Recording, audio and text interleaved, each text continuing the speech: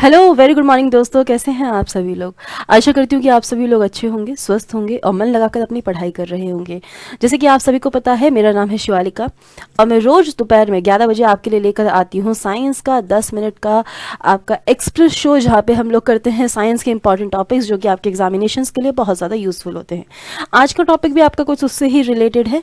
Cell के कुछ static points जो होते हैं, जैसे किसने डिस्कवरी करी, कौन सी बुक में लिखा गया, कौन से साइंटिस्ट ने डेड सेल खोजा था, किसने न्यूक्लियस की खोज करी, ये सारी चीज़ें हम लोग आज की क्लास में पढ़ने वाले हैं। तो आज की क्लास को स्टार्ट करते हैं बेटा। जल्दी से जितने भी पॉइंटर्स हैं उन्हें आप साथ के साथ नोट कर लीजिएगा, क्योंकि आपके एग्जामिनेशन के लिए काफ़ी ज़्यादा यूजफुल होंगे। अगर बात करें सेल की, तो सेल का एक बेसिक सा डेफिनेशन होता है, उसे हम लोग क्या बोलते हैं कि सेल क्या है आपका फंडामेंटल, स्ट्रक्चरल और फंक्शनल यूनिट है सारे लिविंग ऑर्गेनिजम्स का। यानी कोई भी जीवित जीव जो है वो किसका बना होगा, सेल का ही बना होगा। उसकी बॉडी में जो काम कर रहा होगा वो भी सेल होगा, ठीक है। और उसके अलावा कोई सिंगल सेल होता है तो वो भी सारे फंक्शन कर सकता है जो कि हमारी बॉडी कर सकती है। इसलिए सेल को हम लोग फंडामेंटल, स्ट्रक्चरल और फंक्शनल यूनिट के अंतर्गत रखते हैं। इसी के साथ अगर हम लोग आप बात करते हैं कि सेल की खोज किसने करी, तो बेटा सबसे पहले जो जीवित सेल था, वो जो मृत सेल था, यानी यहाँ पे हम लोग बात करेंगे डेड सेल के बारे में।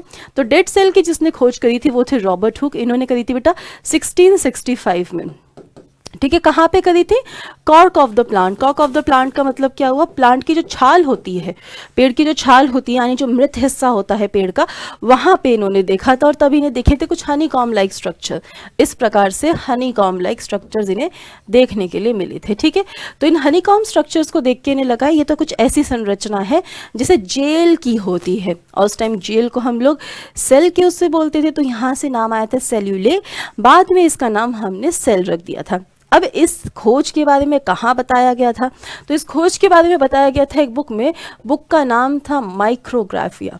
तो अगर आपसे पूछा जाता है रॉबर्ट हुक के द्वारा कौन सी बुक लिखी गई थी, तो रॉबर्ट हुक के द्वारा बुक लिखी गई थी आपकी माइक्रोग्राफिया, ठीक है। आपको ये याद रखना है कि ये किताब रॉबर्ट हुक के द्वारा लिखी गई थी। वहीं अगर हम लोग बात करें सेकंड कि जीवित सेल यानी लिविंग सेल की किसने खोज करी थी, तो पहली जो लिविंग कोशिका थी वो खोजी गई थी एंटन वॉन ल्यूविनहॉक के द्वारा, ठीक है। लिविंग सेल खोजा गया था आपका एंटन वॉन ल्यूविनहॉक। कई बार ये आपको एवी ल्यूविनहॉक के जैसा भी दिखाई देता है, एवी ल्यूविनहॉक भी लिख देते हैं, पूरा नाम एंटन वॉन है, ठीक है।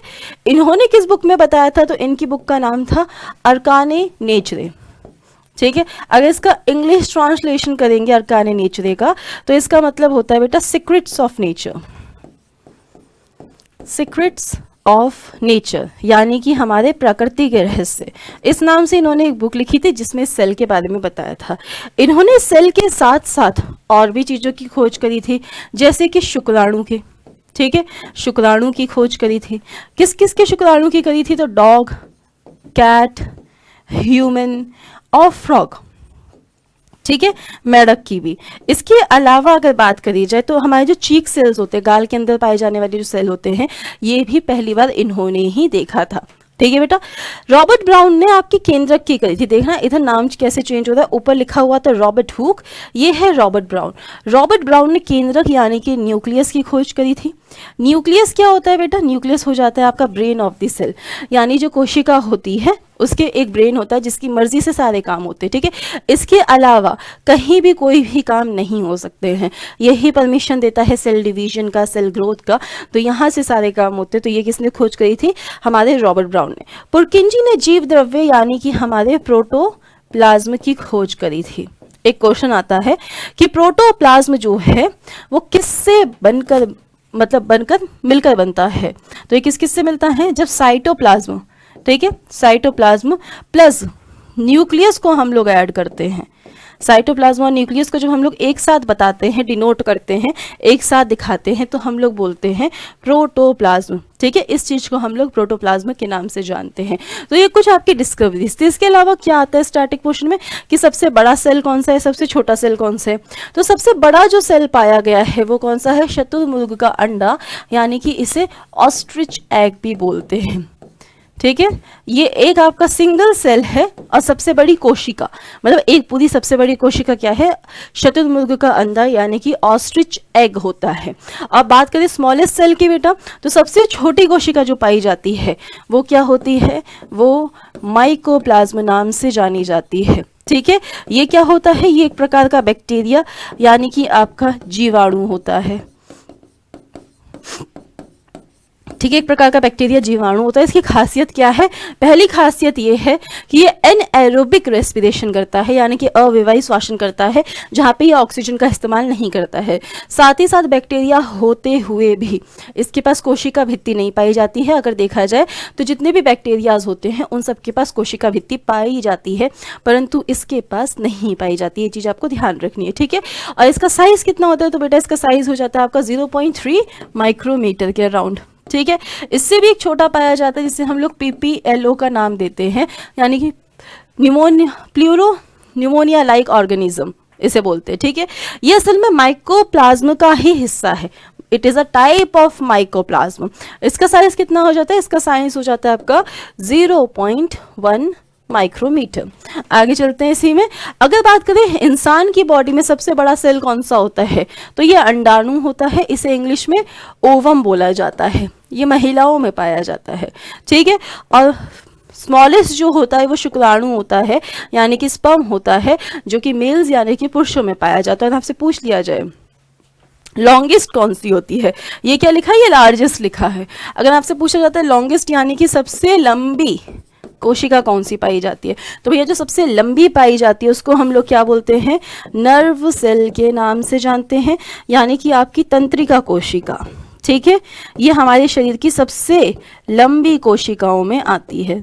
आती क्या है, सबसे लंबी कोशिका खुद ही है। इसी के बाद अगर हम लोग बात करें डिफरेंट जो सेल्स हैं हमारी बॉडी में, उनके शेप्स कैसे कैसे होते हैं, किस किस प्रकार के शेप पाए जाते हैं, तो ये और देख लेते हैं बच्चे। जैसे अगर हम लोग मीजोफिल को कंसीडर करते हैं, मीजोफिल क्या होते हैं, पत्तियों में पाए जाने वाली कोशिकाएं होती हैं। ठीक है, मीजोफिल, ये जो मीजोफिल होती हैं इनका शेप कैसा होता है बच्चे, मीजोफिल्स का शेप होता है राउंड एंड ओवल, यानी कि गोल और अंडाकार इनका शेप पाया जाता है। वहीं जो हमारे WBC होते हैं, वाइट ब्लड सेल्स, या फिर हम लोग इन्हें बोल सकते हैं श्वेत रक्त कोशिकाएं। ठीक है, ये कैसी होती है बच्चे, ये आपकी अमीबॉइड यानी कि अमीबाकृति होती है। इसका मतलब क्या हुआ, जैसे अमीबा का कोई शेप नहीं होता है ना, वैसे इनका भी कोई शेप नहीं पाया जाता है।